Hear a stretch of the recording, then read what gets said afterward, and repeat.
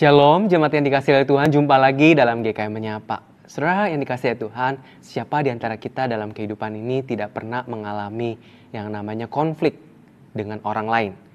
Saya percaya setiap kita tentu saja sebagai makhluk sosial kita berelasi, bertemu dengan orang-orang di dalam kehidupan kita, maka kita kemudian mengalami konflik dengan orang-orang tertentu yang ada dalam kehidupan kita.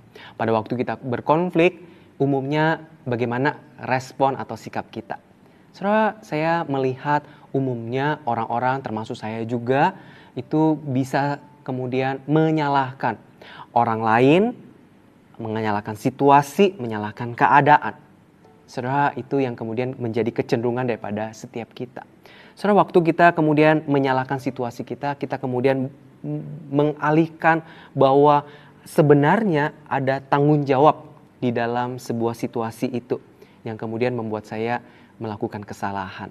Dan saudara yang dikasihi Tuhan, di dalam berelasi kita dengan Tuhan, dalam kita melakukan perbuatan dosa, tidak sedikit juga kemudian kita sulit untuk mengakui dosa yang kemudian kita lakukan di hadapan Tuhan, sehingga waktu kita sulit untuk mengakui itu, kita sedikit atau bahkan mungkin jarang mengalami pemulihan di dalam kehidupan kita.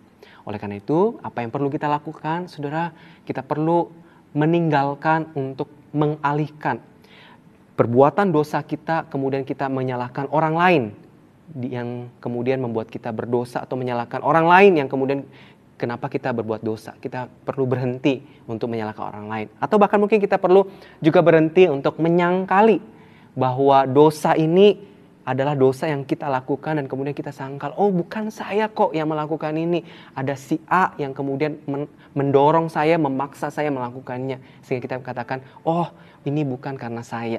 Saudara, kita perlu berhenti juga untuk menyangkali sebuah dosa yang kita lakukan.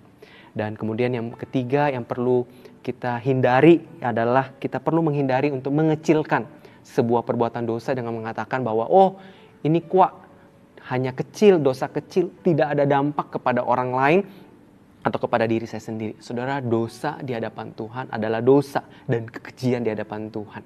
Oleh karena itu, mari kita dengan rendah hati mau belajar mengakui dosa-dosa pelanggaran kita di hadapan Tuhan. Sekecil apapun yang menurut pikiran kita mau belajar mengakui itu. Supaya kita mengalami pemulihan, supaya kita mengalami kasih karunia.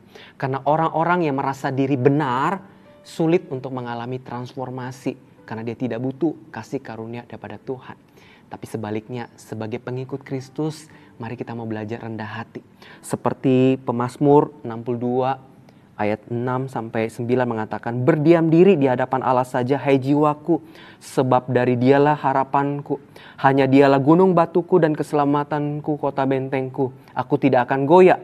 Pada Allah terletak keselamatanku dan kemuliaanku. Gunung batuku, kekuatanku, tempat perlindunganku pada Allah. Dan ayat ke-9, percayalah kepada Allah setiap waktu, hai umat, curahkanlah isi hatimu di hadapannya. Allah ialah tempat perlindungan kita. Curahkanlah apa yang menjadi kesalahan dan juga dosa yang kita lakukan, supaya di momen Prapaskah ini kita mau belajar merenungkan ada pengorbanan yang besar daripada Tuhan kita. Kita mau mengakui itu di hadapan Tuhan, tidak mengecilkan dosa itu atau bahkan menyalahkan orang lain, tapi kita mau mengakui, Tuhan, saya berdosa, saya melanggar perintah-Mu, dan saya mau belajar untuk terus hidup benar di hadapan Tuhan. Dimulai dari apa? Mengakui dosa-dosa di hadapan Tuhan, supaya setiap kita mengalami transformasi. Selamat terus merenungkan dan mengenang kasih Tuhan di momen Prapaskah ini. Tuhan Yesus memberkati kita.